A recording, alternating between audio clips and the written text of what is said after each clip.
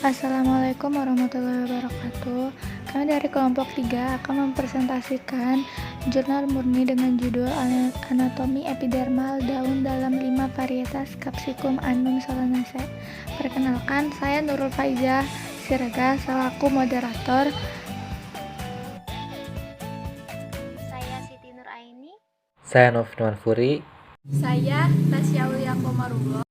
Baik teman-teman, selamat menyimak penjelasan dari kelompok kami. Bismillahirrahmanirrahim. Assalamualaikum warahmatullahi wabarakatuh. Saya Tasya Aulia Komarullah dengan NIM 11820600102. Nah, semoga semuanya dalam keadaan sehat walafiat. Amin ya robbal alamin. Nah, kelompok kami mengambil tentang anatomi epidermal daun dalam 5 varietas Capsicum annum L. solanaceae. Nah, jadi Capsicum annum adalah spesies dari tanaman genus Capsicum dalam keluarga Solanaceae, berasal dari Amerika Utara bagian selatan. Linnaeus mengusulkan 2 spesies Capsicum, yaitu C. annum dan C. frutescens. Kenapa begitu? Karena sejak saat itu belum ada kesepakatan apakah paprika yang dibudidayakan merupakan satu atau 2 spesies. Karena kesamaan yang ada pada kedua spesies agak sulit untuk membedakan mereka secara morfologis. C. annum biasanya memiliki corolla putih dan batang tunggal, sedangkan C. frutescens memiliki lilin, corolla putih kehijauan. Spesies paprika memiliki berbagai macam bentuk dan ukuran, mulai dari paprika hingga cabai. Ketika buah matangnya berwarna merah, kuning, hijau, orange, putih, ungu, biru, atau coklat, tergantung pada kultivar spesifik. Sedangkan bunga-bunganya berwarna keunguan. Sementara batangnya bercabang, padat, dan tinggi hingga 60 cm. Buahnya itu beri yang berwarna hijau, kuning, atau merah saat matang. Paprika sering digunakan sebagai bulking dalam makanan siap saji dan makanan dibawa pulang. Makanan yang mengandung paprika, terutama cabai, sering memiliki aftertaste yang kuat yang disebabkan oleh adanya karsinoid dalam paprika tersebut. Nah, spesies ini adalah yang paling umum dan dibudidayakan secara luas dari 5 Capsicum. Setelah banyak argumen di kalangan ahli botani dan ahli taksonomi tentang jumlah dan klasifikasi spesies Capsicum. Nah, jadi dikatakan bahwa jenis Capsicum terdiri dari 5 spesies yang dijinakan dan 26 spesies liar. Karena kemudahan dalam penyerbukan silang dan hibridisasi varietas baru. Nah, penelitian ini bertujuan untuk menilai relevansi fitur epidermal daun dalam 5 varietas C. annum untuk mengevaluasi keadaan karakter ini dalam pertimbangan taksonomi dari C. annum varietas yang akan diteliti.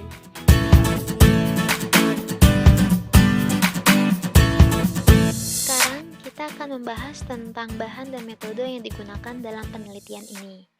Jadi, bahan segar yang digunakan dalam penelitian ini yaitu daun varietas Capsicum annum yang diperoleh dari tegakan tanaman dari Research Farm, Departemen Ilmu Biologi, Universitas Negeri Gombe. Foto-foto semua spesimen yang dikumpulkan diambil dengan kamera digital untuk basis data gambar selama kunjungan lapangan. Spesimennya diidentifikasi dan diautentifikasi di Herbarium Departemen Biologi Tumbuhan Universitas Ilorin, Negara Bagian Kwara, dan Pusat Nasional untuk Sumber Daya Genetik dan Bioteknologi Negara Bagian Oyo, Nigeria. Kemudian, permukaan abaksial dan adaksial daun dipotong dengan hati-hati menggunakan pisau khusus dan diletakkan di bawah mikroskop. Adaksial adalah bagian permukaan atas daun dan abaksial adalah bagian permukaan bawah daun. Sebelumnya, permukaan daun tersebut diwarnai dengan 1% safranin dan 50% gliserol atau formalin asetik asid dan diamati di bawah mikroskop cahaya. Safranin itu biasa digunakan sebagai pewarna dalam beberapa pewarnaan preparat dan memberikan warna merah pada preparat. Sementara gliserol itu untuk mempertahankan morfologi jaringan atau sel tubuhnya. Anatomi daun kemudian diperiksa menggunakan 35 bidang tampilan. Jumlah sel anak per stoma dicatat untuk menentukan frekuensi jenis kompleks stomata yang berbeda dan dinyatakan sebagai presentasi kejadian seperti itu.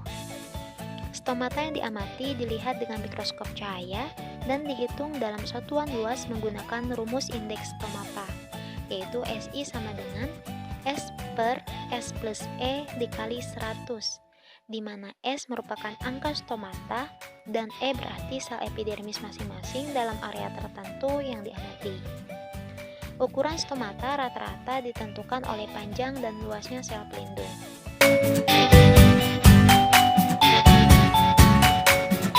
Melanjutkan pembahasan mengenai jurnal yang kami bahas, yaitu pada pembahasan di mana studi pada permukaan psikomanum ini dituangkan dalam suatu tabel. Bisa dilihat tabelnya di PPT, ada tabel 1 dan tabel 2. Nah, tabel 1 nya sendiri itu membahas tentang stomata, di mana untuk varietas pada Capsicum ini memiliki berbagai perbedaan pada stomata, di mana stomatanya sendiri pada semua varietas terdapat pada abaksial dan adaksial.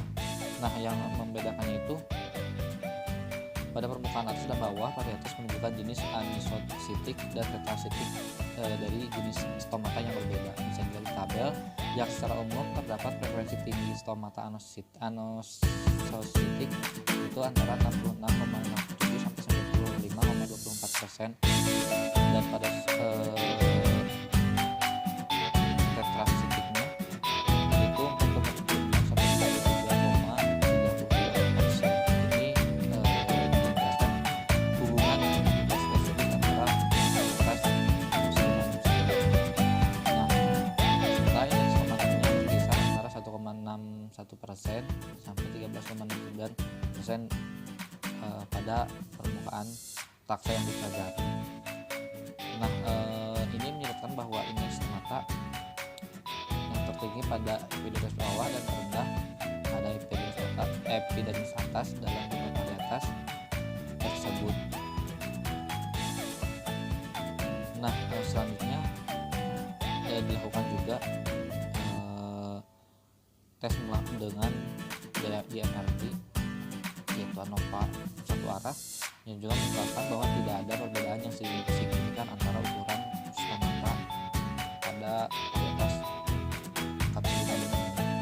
Nah, Capsicum sendiri yang diteliti di sini ada 5 varietas. Seperti kita lihat di tabel,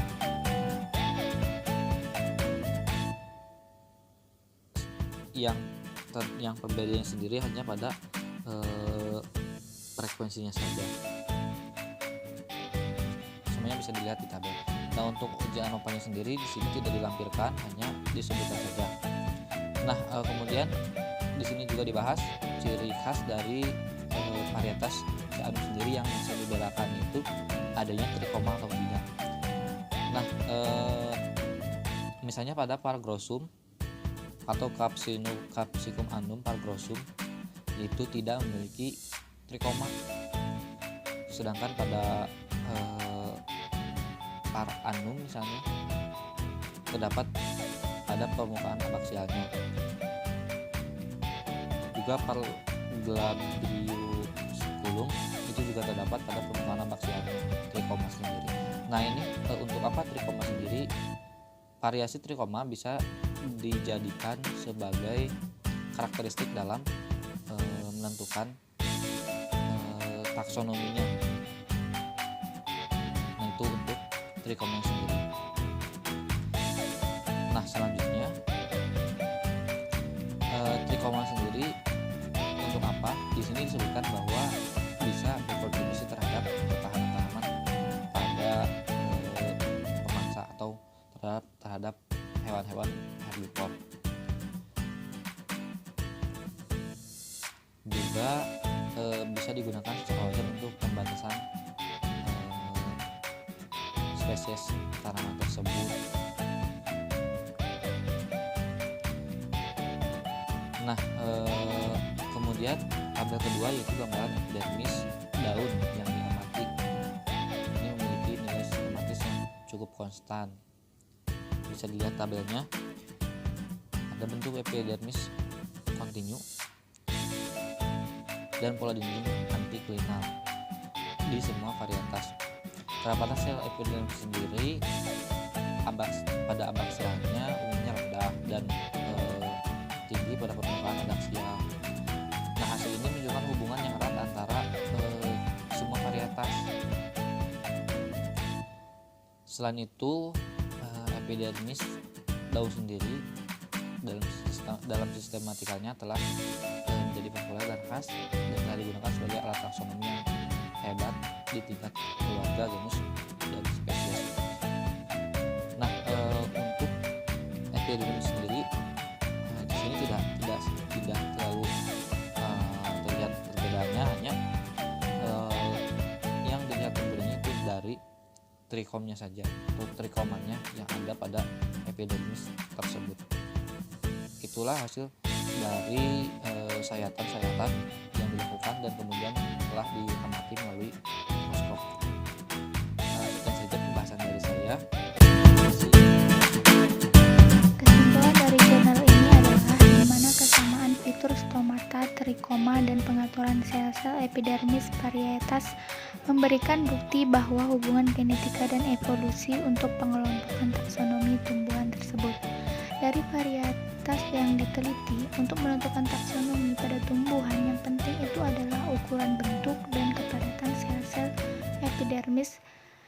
Dalam data, perbedaan yang diamati pada data tersebut adalah karakteristiknya seperti ukuran stomata, indeks stomata, kepadatan stomata, dan ada atau tidaknya trikoma. Sekian.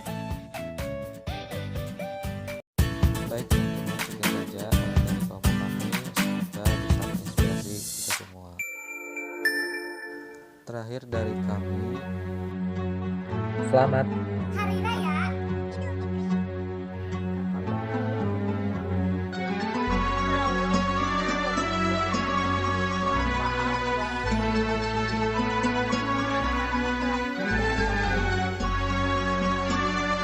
Mohon maaf lahir dan batin.